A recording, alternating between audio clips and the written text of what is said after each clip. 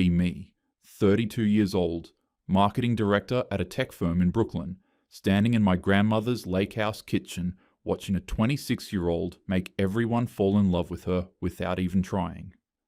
My grandmother's 80th birthday party. Family rented this massive place upstate. 3 floors, wraparound deck, pontoon boat at the dock. I arrived Friday night with expensive wine and immediately felt off. My cousin Kyle was there with his new girlfriend, Mia. She was in the kitchen with Grandma, actually helping prep food. Not performative helping, genuinely chopping vegetables, laughing at stories, completely at ease. "You must be Alexis," she said, wiping her hands. "Kyle talks about you all the time. I love your Instagram. Your Portugal trip looked incredible." I smiled and immediately felt like she was trying too hard. Nobody's that nice. Saturday morning, I came downstairs around 9. Half the family was already setting up for the BBQ. Kyle, my cousins Brad and Jared, uncles, all moving tables while their wives organized decorations. Mia was everywhere, helping Grandma, arranging flowers, asking if anyone needed water. Genuinely cheerful. I made coffee and sat on the deck, scrolling through work emails. "Lex, you gonna help or just supervise?" Brad said it like a joke, but there was an edge. "I literally just woke up. Some of us worked until 9 last night." He shrugged and went back to unfolding chairs. My sister Emma sat next to me. "You good?" "Yeah. Why?" "You have that face." "What face?" "The judgy one." "I'm not being judgy. I'm just observing that Kyle's girlfriend is really committed to the whole pick me thing." Emma's face flashed disappointment. "Or maybe she's just nice, Lex." "Right. Sure. I'm serious. Not every woman who's pleasant is performing for male attention. You know, you could help too." I stayed on the deck. Kyle and I used to be close. Growing up, he was the cousin I could actually talk to. But that morning, when I tried to joke with him, he was grabbing beer. I said, "Bud Light?" "God, Kyle, you're such a dad now." He barely smiled. "Yeah, I like what I like," he said, and walked away. Not mean, just done. I watched him go back to Mia, kiss the top of her head. She leaned into him like it was the most natural thing in the world. The BBQ was fine. Good food, everyone drinking. But I kept noticing things. Jared used to always save me a seat. Today, he nodded at the empty chair across from him and his girlfriend. Not next to them. Across. Brad barely talked to me. Kyle was polite, but distant. Late afternoon, I was walking back from the bathroom and heard Kyle talking to Uncle Robert on the dock. "I'm just done, you know," Kyle was saying. "Done trying to prove myself. Done with games. Mia doesn't make me jump through hoops. She just actually likes me. It's not complicated." "Your generation's finally learning what took me 2 divorces to figure out," Uncle Robert said. "Find someone who makes your life better, not harder." I stood in the bathroom, staring at my reflection. They weren't talking about me. Kyle and I never dated, but something about "done with games" felt aimed at me anyway. I thought about Christmas 8 months ago. I'd just ended things with my ex, was telling Kyle about it, and he'd said, "Maybe you're too hard on guys, Lex." I'd laughed it off, made a joke about how men are fragile. He didn't laugh. That was our last real conversation. Dinner that night was at the big table on the deck. I ended up between Emma and my mom. Mia was across from me, next to Kyle. I watched them all night. The way she touched his arm when she laughed. The way he looked at her like she was the only person there. At one point, Kyle's beer was empty. Mia got up without him asking and brought him a new one. "You didn't have to do that, babe." "I know," she said, smiling. "I wanted to." It wasn't submissive. It wasn't pick-me behavior. It was just loving. And Kyle's face when she handed him that beer, I've never had a guy look at me like that. Driving home Sunday, I kept replaying the weekend. The distance from my cousins, Emma's comment, that overheard conversation, The way Mia existed versus the way I do. Monday morning, sitting in my apartment with coffee, I couldn't shake this feeling. Something had shifted, and I didn't know when it happened. 2 weeks later, Thursday night, I'm at Equinox. 7 p.m. post-work crowd. I'm on the treadmill when I see him. Derek. He looks different. Better. More fit. Bigger arms. Broader shoulders. Better haircut. Nice watch. He's at the cable machine with a woman. She's really pretty. Brunette. Athletic. Natural looking. She's laughing, touching his bicep while he adjusts weight for her. I nearly trip on the treadmill. Derek. The guy I ghosted 6 months ago because he was boring. We matched on Hinge last spring. Good job in finance, stable, had his life together. We got drinks, dinner, coffee. He was nice, genuinely nice, texted consistently, asked thoughtful questions. But he was too eager, too available, too easy. After our third date, he texted asking when I was free. I left him on red for 4 days. Then posted Instagram stories from a club, me and my girlfriends, looking hot, clearly having fun without him. He never texted again. I told my friends he couldn't handle a confident woman. Now he's across the gym looking like a magazine ad, and this woman is looking at him like he hung the moon. I slow my treadmill. They're doing partner workouts. Easy conversation, lots of laughing. She finishes her set. He high-fives her, pulls her in for a quick kiss. Not performative, just casual, affectionate. They move to the water fountain. I hop off the treadmill, walk over like I'm just getting water. Oh my God, Derek. He turns. Polite recognition. Not excited, not nervous, just polite. Hey, Alexis. How have you been? It's been forever. We should catch up sometime. His face doesn't change. I'm good, but thanks. Take care, Alexis. He puts his hand on her lower back, and they leave. That's it. No, how have you been? No, yeah, maybe. Just a clean dismissal. She didn't even register me as a threat.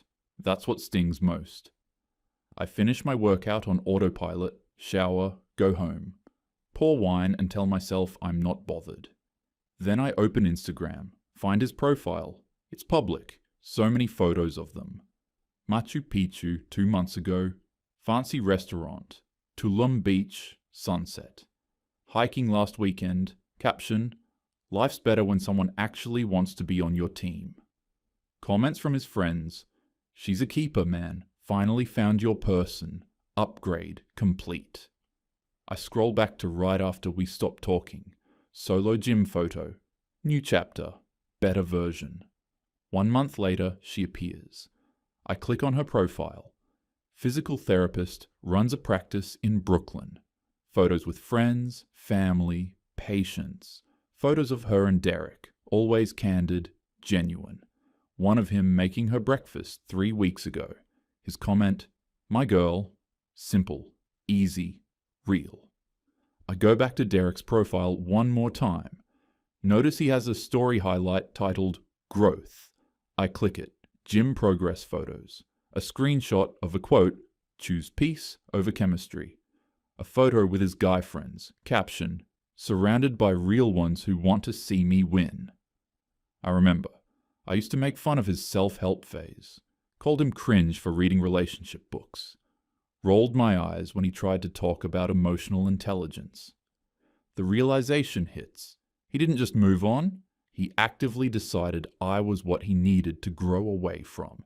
He didn't post that hiking caption for me. He's not trying to make me jealous. He doesn't think about me at all. I was a blip. A brief moment he moved past, and he found someone better without even trying to prove anything. I think about my last text, 4 days after our date, after leaving him on red. Hey, sorry, been busy? Still down to hang? He never responded. At the time, I thought he was being petty. Now I realize he was just done. I'm alone, analyzing his social media while he's out there living his life with a woman who makes everything easy. The word easy keeps echoing. My phone buzzes. Jess. Drinks tomorrow? Need to debrief my disaster date? I respond, yes please. But I feel this creeping discomfort. When was the last time I had a good date? When was the last time a guy looked at me the way Derek looked at her? When was the last time I made anything feel easy? Saturday night. My friend Rachel's brownstone in Park Slope. Dinner party, intimate, good wine, too much food, and the unspoken agenda of setting up single friends. Rachel texted Wednesday. Dinner Saturday, 7 p.m. Tom's co-worker Jordan will be there. He's single and you'd like him. I know what this is. I show up at 7:15 with nice Sancerre. 8 people total. Rachel and Tom, Jordan, Rachel's younger cousin Lily, visiting from Boston, and 2 other couples. Jordan is by the kitchen island when I walk in. Tall, well-dressed, objectively handsome, strong jaw, good hair. Alexis, this is Jordan. Jordan, my friend Alexis from college. We shake hands. Firm grip, warm smile, eye contact. Rachel seats me next to Jordan. Lily's across from us. 25, grad student, fresh-faced energy. Dinner starts. Jordan mentions he's a data engineer, coaches youth basketball, into rock climbing. I'm in my usual mode, witty, challenging, testing. Youth basketball? Oh, that's sweet. Trying to relive your glory days? Jordan doesn't miss a beat.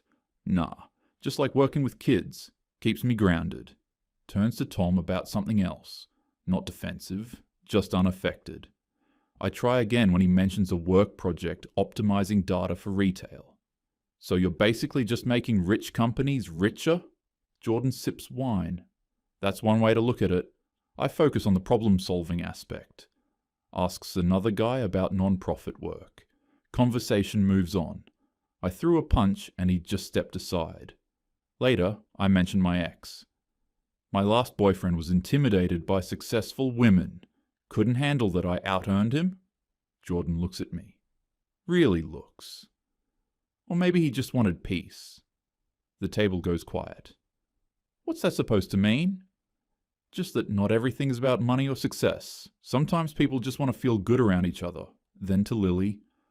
What's your thesis on again? Lily lights up, explains her public health research. Jordan asks great follow-up questions, compliments her methodology. I watch him with her, warm, engaged, leaning in when she talks. When she laughs, he smiles like he's genuinely enjoying her. Later, Jordan helps Rachel clear plates without being asked. Thanks, Tom, for the wine, asks one of the wives about her new job. With everyone else, he's easy and pleasant. With me, he's cordial, polite, but no warmth.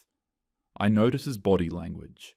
When Lily talks, he turns his whole body toward her, puts his phone face down, laughs with his whole chest. When I talk, he maintains eye contact, but his body angles slightly away. His responses are polite, but his energy is closed off. Physically present, but emotionally checked out. It's the difference between someone who wants to connect and someone who's just being polite until they can leave. I realize I've been treating this like a job interview, and he's decided I'm not worth a second round. After dinner, I corner him by the bookshelf. So, are you on the apps? The dating scene here is brutal. He looks at me with this tired expression. I'm taking a break, focusing on what I actually want instead of just swiping. And what do you want? Flirty tone, tilted head. Someone who doesn't make everything feel like a job interview. He holds my gaze. Not mean, just honest. Then he excuses himself. I leave around 10:30. Monday morning, Rachel texts. So, Jordan specifically asked me not to set him up with anyone from our circle. He said he can tell within 30 minutes if someone's going to be exhausting. My stomach drops. Did he say that about me? He didn't have to, Lex. You kind of grilled him all night. Tom said Jordan told him you seemed like you were waiting for him to fail a test. I stare at my phone. He wasn't right for me anyway. Rachel doesn't respond. That afternoon, Lily posts a story. She's still in New York. Photo of her and Jordan at a West Village coffee shop. Casual, no romantic vibe, but the ease is obvious. Caption: new friends in new cities. Jordan's reply: best conversation I've had all week. I close Instagram. Jordan wasn't intimidated, he wasn't threatened, he just wasn't interested in dealing with me. And I can't even call him wrong. Tuesday afternoon, my therapist's office in Midtown. Dr. Martinez's space. Neutral colors, comfortable couch, abstract art. I've been seeing her for a year. She's good. But today, I'm venting and she's giving me a look I don't like. I don't understand. These guys act interested, then the second I show personality, they're out. Derek found someone basic. Jordan told my friend, I'm exhausting. My cousins are distant. It's like men can't handle strong women anymore. Dr. Martinez nods slowly. Pauses. Alexis, I want to offer something. Do you think it's possible you approach dating with combative energy? I feel my spine straighten. Combative? You describe interactions like battles, testing men, challenging them. That's not confidence, that's defense. I have standards. I'm not apologizing for that. Standards are healthy, but there's a difference between standards and constant testing. What are you testing for? I need to know they won't fold, that they can match my energy. But matching your energy means tolerating disrespect disguised as banter. That's not strength. That's exhaustion. My chest feels tight. So I should just be soft and agreeable? That's internalized misogyny. There's a difference between being soft and being kind, between agreeable and pleasant. You can be strong and warm at the same time. I stand up. I think we're done for today. Alexis? No. I came here for support, not to be told I'm the problem. I leave, furious. Text my group chat with Jess and Amber. My therapist just told me I'm the problem. Switching therapists, ASAP. Jess. OMG, she sounds like she's from the 1950s. Amber takes longer. Finally. Or maybe she has a point? I don't respond to Amber. That evening, I call Marcus, my best friend since college, the one who always picks up. Voicemail. I text, need to talk, call me when you can. 2 hours pass. Finally, around 10, hey, can we talk tomorrow? Trying to have a quiet night with Vanessa. Vanessa, his girlfriend of 6 months.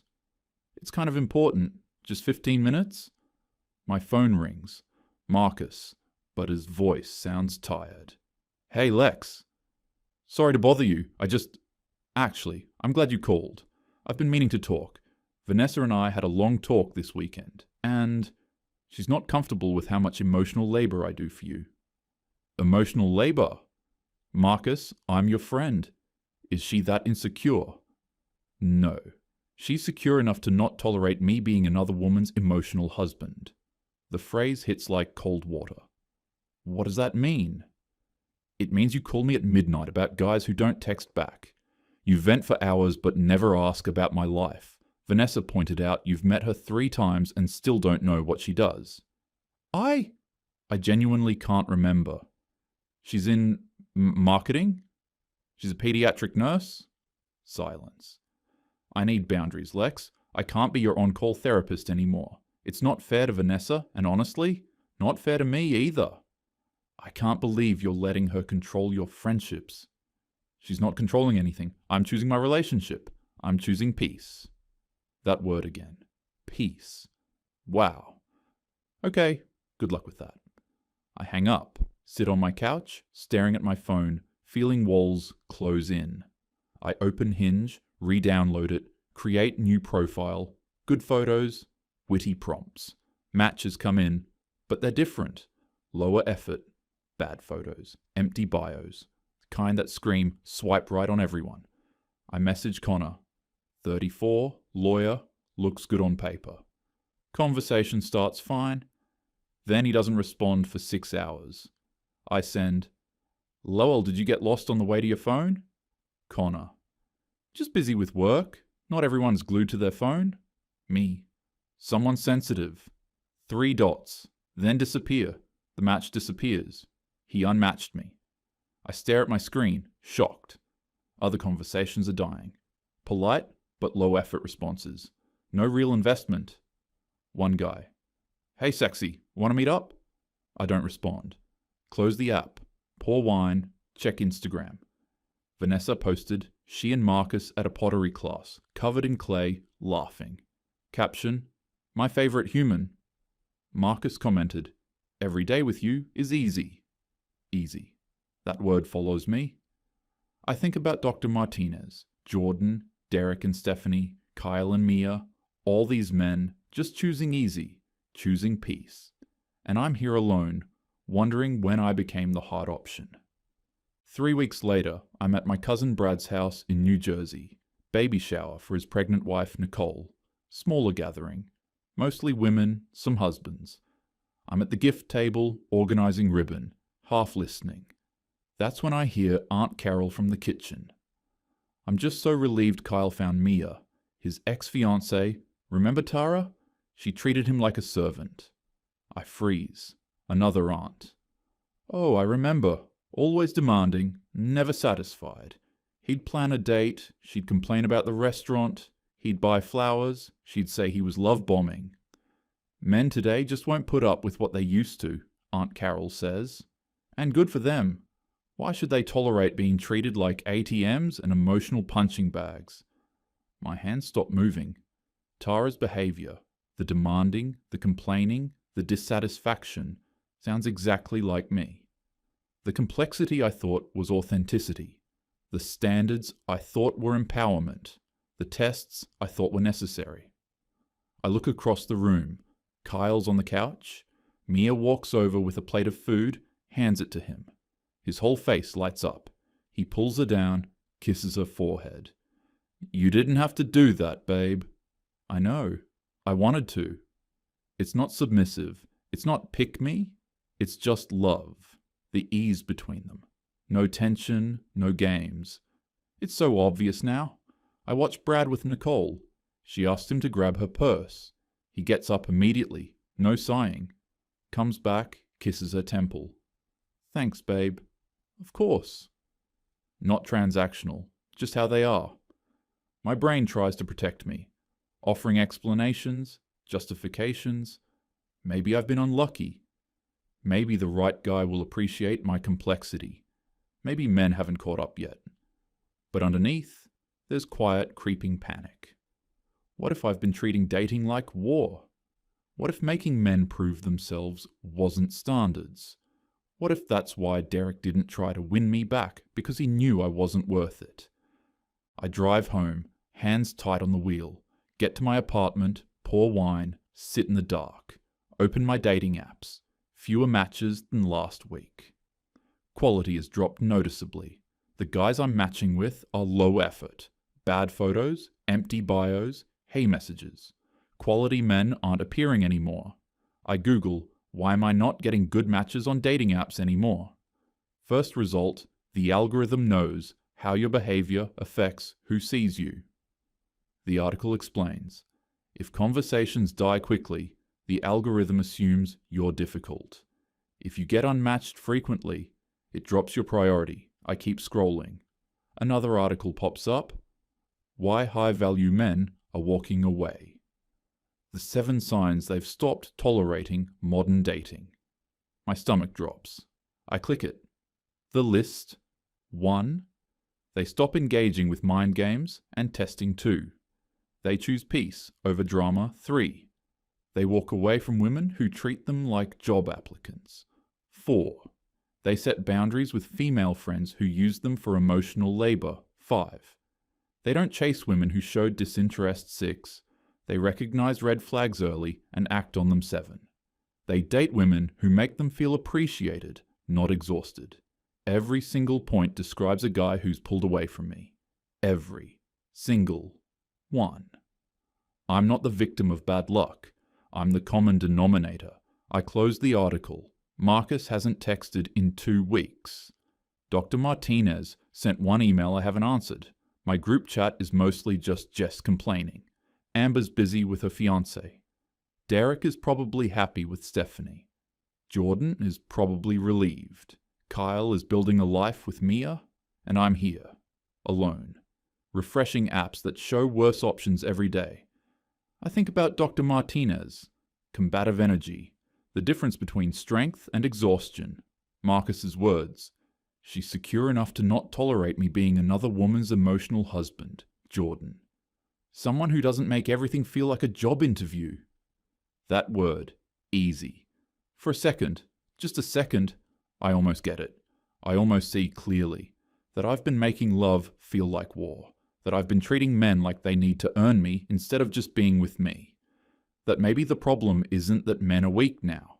Maybe they've just stopped tolerating being treated like shit. But then I catch myself. No, I'm not going to change who I am for men. That's what the patriarchy wants. For women to be smaller, easier, more convenient. I'm complex, multifaceted. The right man will understand. But even as I think it, it sounds hollow. My phone buzzes. New Hinge match. His first message, "Hey sexy, DTF?" I close the app. Stare at my reflection in the dark screen. The panic isn't loud. It's not dramatic. It's just this quiet, unavoidable knowing. Somewhere along the way, I got blacklisted from the good guy network.